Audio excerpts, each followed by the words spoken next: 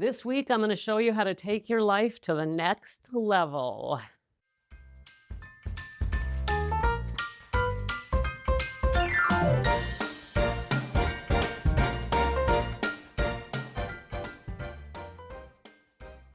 Welcome to Sobriety Snippets for Women Over 40, where we elevate our mindset and trade hangovers for higher consciousness, one powerful snippet at a time.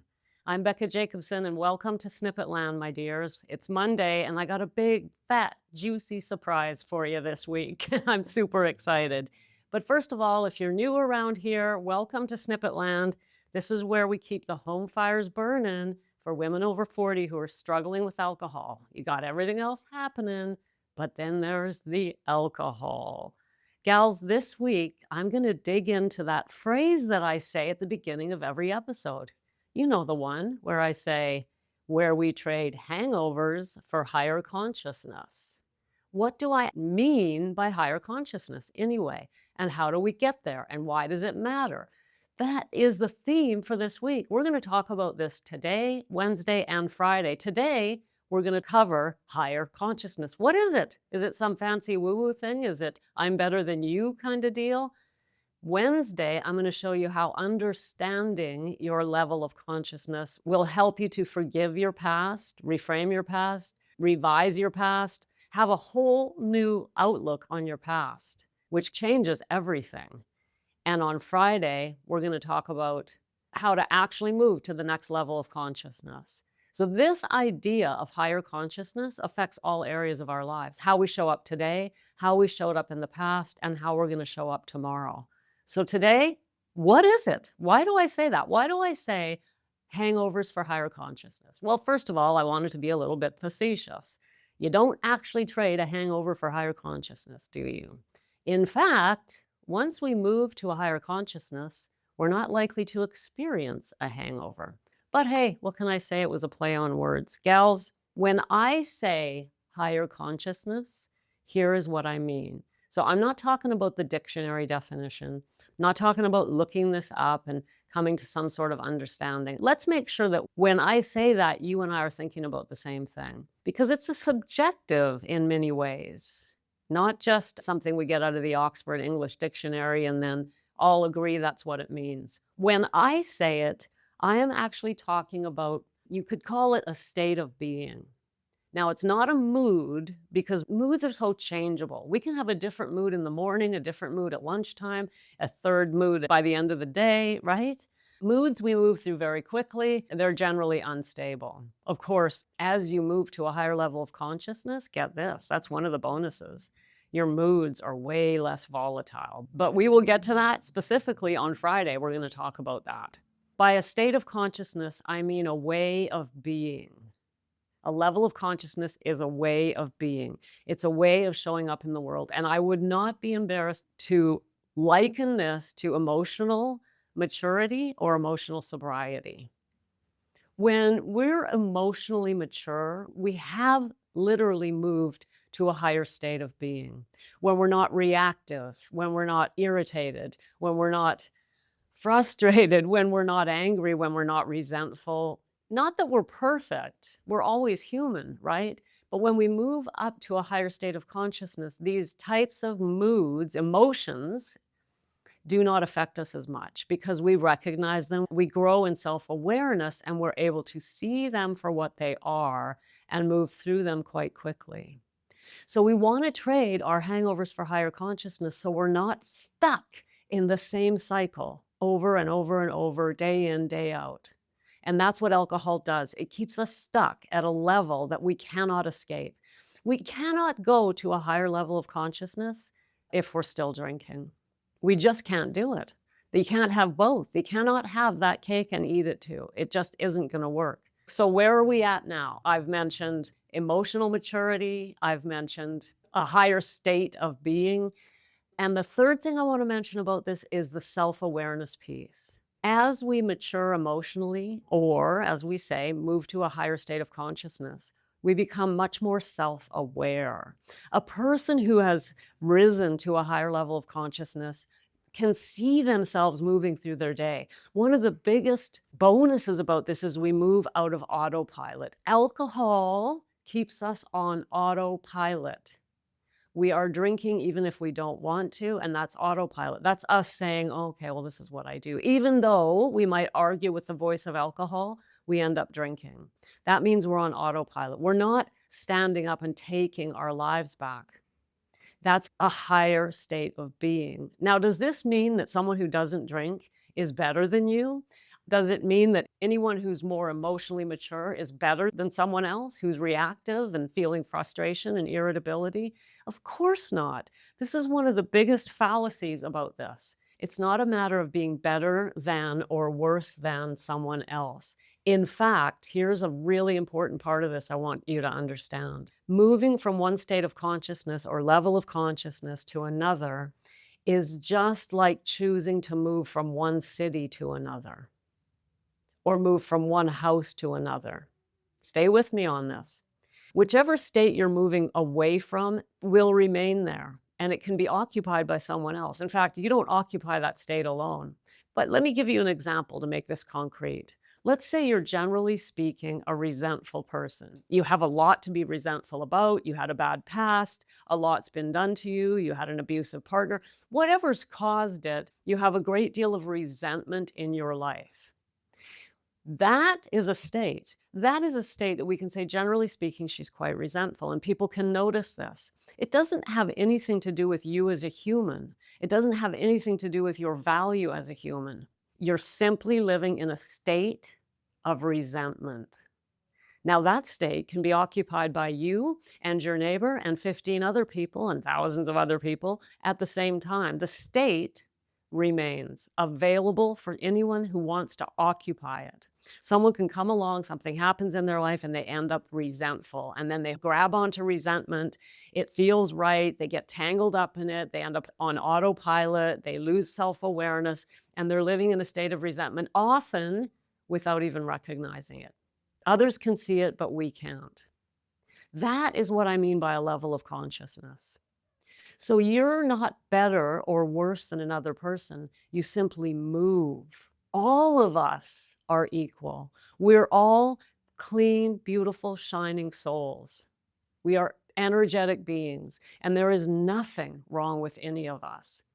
We're just in different states. And when you move up the ladder, and it's not actually saying up and down is not the greatest analogy because it sounds like you're over and above somebody else. But it's generally speaking how we speak about it because life gets simpler. But when you move from one state to another, you leave the state behind. Just like when you move from one house to another, you don't take the house with you, you leave it there and someone else can occupy it. The state remains, but you move. And we're going to talk about how on Friday. I'm really excited about Friday's episode. So, one of the things that it's really important to recognize is that just because we get caught in a state, in no way lowers us as a human being. You are an amazing human being, but you're stuck in a state. And your state right now is one in which alcohol rules your life to a degree that you don't want it to. Otherwise, you wouldn't be hearing my voice. That is a state. It was a state I lived in, and thousands of other women just like you have occupied that state. Now, when I left that state in 2018, the state remained. It's still there for anyone who wants to occupy it, but I'm no longer there. I moved away from it into a different state. And I can tell you right now, when I stopped drinking, I did not move into a state of joy, peace, confidence, and happiness. No, no, no. Yeah, I've been through so many states on this path, since 2018 up to 2026. Many, many states I've come through. I would be willing to admit the first 2 years of sobriety for me, I lived mainly in a state of frustration and resentment and anxiety. Early sobriety is hard, my dears, especially when you don't have the support you need. And I didn't. I was basically alone. I had some pathways in front of me, but as I've said before, none of them appealed to me. We have to choose a path that resonates or it won't work for us. So I was alone. So I was stuck in very very difficult states for a good couple of years before I started learning and moving and actually starting feeling some relief. You don't have to do that, luckily. I've done that for you, and that's what I'm here for.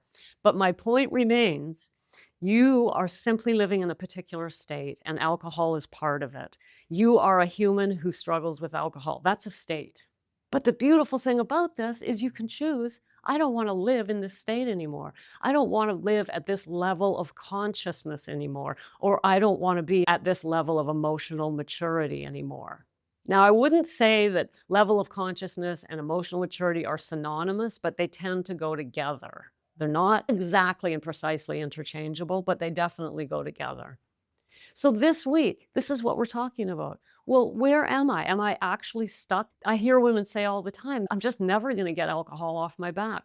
And that's how I felt. But when we can start to understand that it's simply a state, and it has in no way degraded us as human beings. See, this is one of the biggest things, and I'm going to talk about this Wednesday. That's Wednesday's episode coming right up the day after tomorrow. I'm going to talk to you about how moving from one state to another can help you forgive your past and yourself no matter what you've done.